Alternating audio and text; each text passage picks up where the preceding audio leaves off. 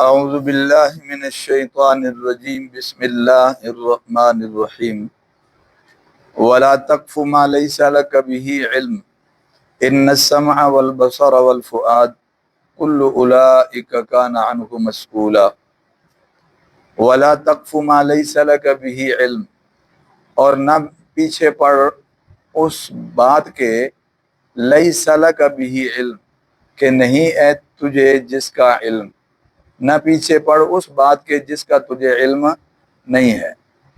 ان السمع والبصر والفؤاد، بے شک کان، والبصر اور آنکھیں، والفؤاد اور دل، کل اولئک یہ سب وہ ہیں کہ کان عنہ مسئولا ان کے بارے میں پوچھ ہوگی، ان کے بارے میں پوچھ ہوگی، سوال کیا جائے گا۔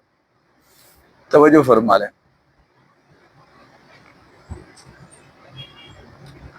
گزشتہ سے پیوستہ آیات میں اللہ جل جلالہ کے احکامات بیان ہو رہے تھے۔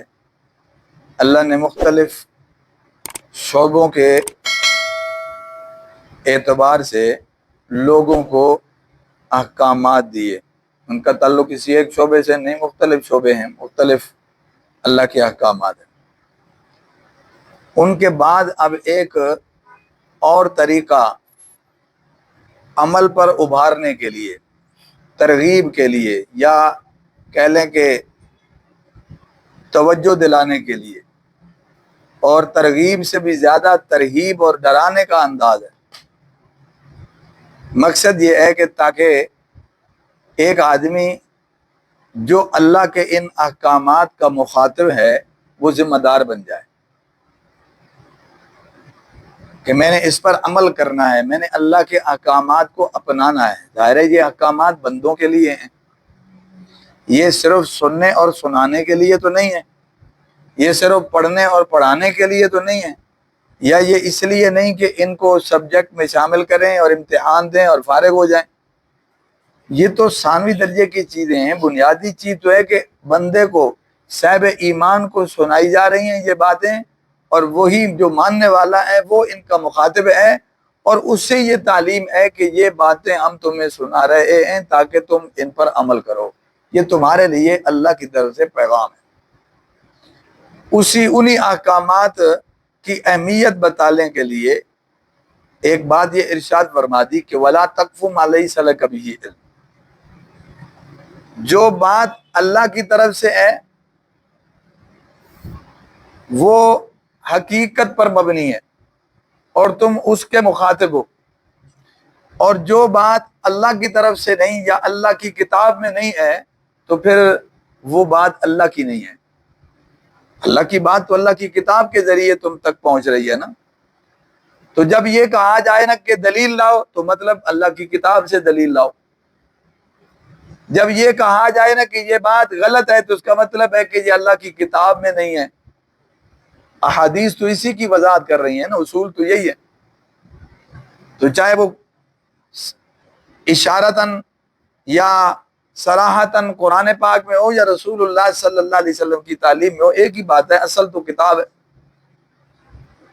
تو جب کتاب کا نام لے دیا جائے تو حدیث مبارکہ ساتھ ہی ہیں، تو مطلب یہ کہ جو چیز اللہ کی طرف سے نہیں ہے تو سمجھو وہ چیز دلیل بھی نہیں ہے، جو اللہ کی طرف سے ہے وہ دلیل بھی ہے۔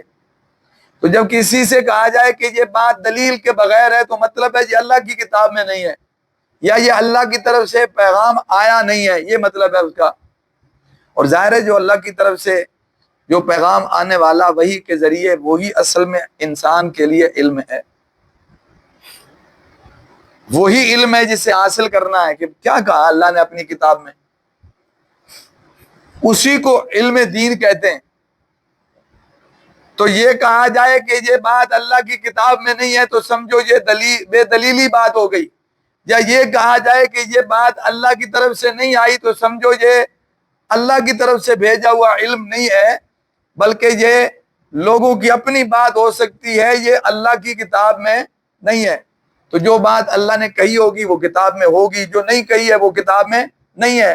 تو پھر یوں کہا جائے گا کہ وَلَا تَقْفُ مَا لَيْسَ لَكَ بِهِ عِلْمٌ، اس بات کے پیچھے نہ پڑو جس کا تمہیں علم نہیں ہے۔ تو اس کا مطلب یہ ہے کہ جو بات اللہ نے اتاری نہیں ہے تم اس کے پیچھے کیوں پڑتے ہو؟ جو تمہیں کہا نہیں گیا، جو پیغام تمہیں دیا نہیں گیا، جو تمہاری ذمہ داری لگائی نہیں گئی، جس کے تمہیں پابند کیا نہیں گیا، اس کے پیچھے کیوں پڑتے ہو؟ چاہے کوئی کام کرنے کا ہے یا کام چھوڑنے کا ہے، ہم دلیل کے پابند ہیں۔ ہمیں اللہ کی طرف سے کرنے کا پیغام ہوگا تو ہم کریں گے، چھوڑنے کا پیغام ہوگا تو چھوڑیں گے۔ جہاں اللہ کی طرف سے ایسی بات کوئی نہیں ہے تو وہ بات علم کے بغیر ہے، وہ بات دلیل کے بغیر ہے، وہ بات بے سند ہے، اس کی کوئی اہمیت نہیں ہے۔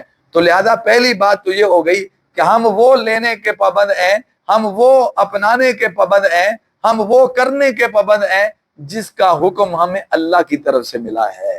ٹھیک ہے، اب اگلے سطح پہ آ جائیں۔ اب اللہ کا جو حکم ہے وہ ہمیں علم کے ذریعے حاصل ہوگا۔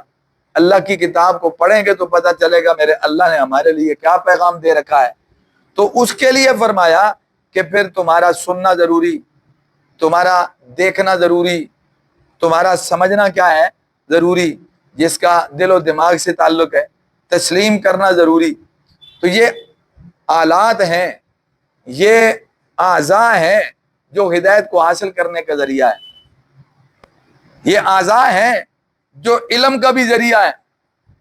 سمجھ آ رہی بات جی؟ اور یہ اعضاء ہیں جو سمجھنے کا بھی کیا ہے ذریعہ ہے۔ اب دیکھیں میں مثال دے دوں، سب سے پہلی بات فرما دی نا سننا، یہ تو ہم سب کو سمجھ آتا ہے کہ دین سننے سنانے سے چلتا ہے۔ جبرائیل علیہ السلام تشریف لائے، نبی کریم صلی اللہ علیہ وسلم کو اللہ کا حکم سنا دیا۔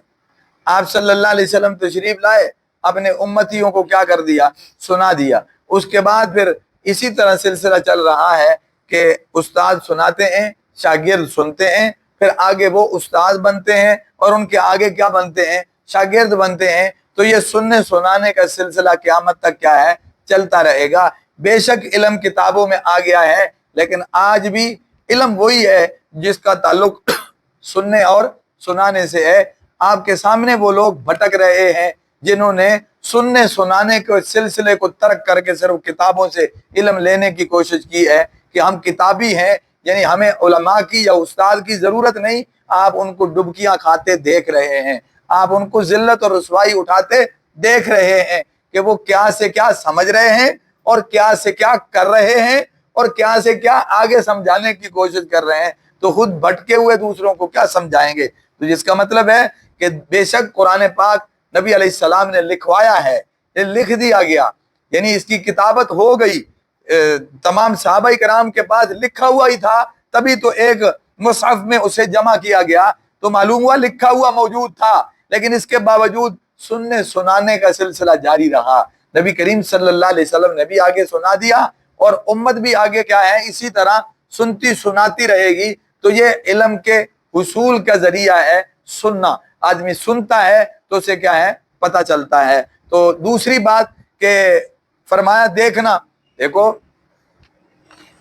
سننے کے بعد دیکھتا ہے آدمی تو اس کو واقعتاً مشاہدہ ہو جاتا ہے اور اس کا ایمان بن جاتا ہے۔ اس کی میں مثال دوں، قرآن پاک یہ کہہ رہا ہے کہ یہ آسمان اور زمین اللہ کے بنائے ہوئے ہیں، یہ سورج اور چاند اللہ کے کیا بنائے ہوئے ہیں، یہ میری تخلیق ہے۔ اللہ فرما رہے ہیں میں ان کا خالق ہوں، میں ہی اس نظام کو چلاتا ہوں۔ یہ دعویٰ ہے اللہ کی کتاب میں، ہم نے سن لیا، ٹھیک ہے، ہم نے علم والوں سے سن لیا، استادوں سے سن لیا، انہوں نے عید پڑھ کے سنا دی، پھر ہمیں بتلا دیا، اس کے بعد ہم نے دیکھا تو بالکل ویسے ہی ہے جیسے قرآن کیا کر رہا ہے، دعویٰ کر رہا ہے۔ تو سننا اور پھر دیکھنا یہ علم کے ذرائع ہیں۔ نبی کریم صلی اللہ علیہ وسلم کو تو آپ کے تو معجزات دیکھنے والوں نے آپ کا کلمہ پڑھا ہے، آپ کا چہرہ دیکھنے والوں نے آپ کا کلمہ پڑھا ہے، آنکھوں سے بھی بہت ساری حقانیت نظر آتی ہے۔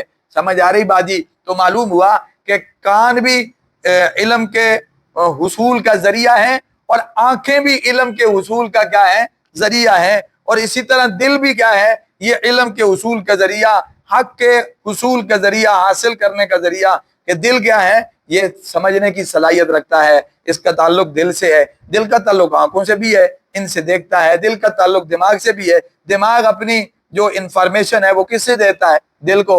آنکھیں کسے دیتی ہیں؟ دل کو، تو معلوم ہوا دل بادشاہ ہے، ان وزیروں سے وہ معلومات لیتا رہتا ہے، جس کی جو صلاحیت ہے وہ معلومات دل کو دیتا ہے، دماغ بھی عقل بھی دل کو پیغام دیتا ہے، آنکھیں بھی دل کو پیغام دیتی ہیں، ہاتھ چھو رہا ہے یہ بھی نرم گرم کا پیغام دل کو دے رہا ہے، تو معلوم ہوا یہ دل جو ہے یہ مرکز ہے، لہذا اسی نے حق کو قبول کرنا ہے یا رد کر دینا ہے۔ تو اس سے پتہ چلا کہ یہ کان اور یہ آنکھیں اور یہ دل یہ علم کے حاصل کرنے کا ذریعہ ہے، یہ حق کے حصول کا ذریعہ ہے، سمجھ آ رہی بات جی، اور حق کے قبول کرنے کا ذریعہ ہے۔ اس لیے پہلے بات یہ بتلا دی کہ ایسے ہی اٹکل پچو نہ لگاؤ، تکے نہ لگاؤ، ایسے اندازوں سے مت چلو، سمجھ آ رہی بات، برابر باقاعدہ دلیل سے چلو، جو بات تمہیں دلیل سے ملے اس کو اپناؤ، اور اللہ کی کتاب سے بڑی کوئی دلیل نہیں ہے، لہذا اگر یہ کتاب کہہ رہی ہے تو یہ بات عین علم دین کے مطابق ہے، اگر یہ بات اللہ کی کتاب کی طرف سے نہیں ہے تو یہ بات علم دین کی نہیں ہے، پھر یہ بغیر دلیل کے بات ہے، تو لہذا ایسی باتوں کے پیچھے مت پڑو جو جن کا تمہیں علم نہیں دیا گیا، جن کا تمہیں علم نہیں ہے، یعنی جس کا مطلب ہے جس کی تمہارے پاس دلیل نہیں ہے، اور جب دلیل آ جائے تو پھر سنو اور سمجھو، دیکھو، پھر اس کے مطابق حق کو اپناؤ اور اس پر عمل کرو۔ کل اولئک کان عنہ مسئولا، ورنہ کل قیامت کے دن تم سے ان اعضاء کے بارے میں پوچھ ہوگی، اگر تم نے سنا اور سنی انسنی کر دی، اگر تم نے دیکھا اور دیکھا اندیکھا کر دیا، اور تم نے سمجھا لیکن اس سمجھے کے مطابق عمل نہیں کیا، کلمہ نہیں پڑھا۔ مکے کے کتنے مشرک تھے جو تنہائی میں بیٹھ کے کہتے تھے کہ محمد صلی اللہ علیہ وسلم ہیں سچے، مگر ہم اپنے آبا کے طریقے کو چھوڑنے کے لیے تیار نہیں ہیں، عورتیں کیا کہیں گی، مکے کی عورتیں کیا کہیں گی، ہمارے قبیلے کے لوگ کیا کہیں گے، وہ کہیں گے جناب یہ بڑے سردار ہو کر اپنے اس بچے اور بھتیجے کی بات پر آ گئے ہیں اور اس کی بات کو مان لیا اور اپنے آبا و اجداد کو چھوڑ دیا۔ تو بے شک آپ کئیوں کے بھتیجے کئیوں کے بچے تھے عمر کے حساب سے، لیکن جب اللہ نے آپ کو نبوت دے دی تو آپ بھتیجے اور بچے کے رشتے سے آپ بہت اونچے ہو گئے، اب آپ کا مقام نبوت والا ہے، اس نظر سے نہیں دیکھا جائے گا کہ جی ہمارا بھتیجا لگتا ہے ہم پھر اس کے پیچھے لگ جائیں، اور بھائی بھتیجا آخر ایک نبی ہے، وہ حضرت عبداللہ کا بیٹا ہے، آمنہ کا بیٹا ہے، اور اسی طرح ابو طالب کا بھتیجا ہے، عبد المطلب کا پوتا ہے، ان کے رشتے تو ہیں نا، یہ تو نہیں کہا جا سکتا کہ ان کے رشتے نہیں ہیں، تو پھر جو رشتے ہیں وہ عمر میں تو بڑے ہیں، کوئی چچا کوئی تایا کوئی پھوپھی کوئی کس طرح، لیکن اس کا کیا مطلب ہے کہ پھر وہ ان کے لیے ہدایت قبول کرنا ضروری نہیں ہے؟ یہ اگر رشتے میں یا ان کی اولاد کے جگہ پر ہوں تو اس کا کیا مطلب ہے پھر اس نبی کی بات نہ مانی جائے؟ نہیں، نبوت نے اب ان کو بہت اونچا کر دیا ہے، وحی نے اب ان کو کیا ہے بہت اونچا کر دیا ہے، اور اس وحی نے باقی لوگوں کو پابند کر دیا ہے کہ تم اللہ کے علم کے پیچھے چلو، اللہ کی کتاب کے پیچھے چلو، اللہ کی وحی کے پیچھے چلو، یعنی یہ سب کچھ میرے نبی کے پاس ہے، میرے نبی کے پیچھے چلو، تو ان کی اتباع کرو۔ تو اس لیے ایک تو یہ دلیل کے بغیر تم جو ہے وہ تعمیل نہ کرو، اور جب اللہ کا نبی تمہیں پیغام دے رہا ہے تو سمجھو اللہ کا پیغام ہے، تو اب کان رکھو آنکھیں رکھو، اگر تم نے سنا سمجھا نہیں تو کل تم بے قصور نہیں ہوگے، تمہیں یہ کہا جائے گا کہ یہ اعضاء ہم نے تمہیں سمجھنے کے لیے دیے تھے، تم نے ان کا استعمال نہیں کیا، دل تمہیں آواز دیتا تھا کہ یہ صحیح ہے، تم نے مانا کیوں نہیں، اقرار کیوں نہیں کیا، اعلان کیوں نہیں کیا، دل سے سمجھ رہے ہیں کہ یہ سچ ہے تو پھر مانتے کیوں نہیں ہو؟ سمجھ آ رہی بات دی؟ تو پھر کل قیامت کے دن تم سے ان اعضاء کے بارے میں کیا ہوگی؟ پوچھ ہوگی کہ یہ دیے اس لیے تھے، یہ کان اور آنکھیں اور دل، تاکہ تم حق تک پہنچ سکو، حق کو قبول کر سکو اور حق کو سمجھ سکو، حق کو اپنا سکو۔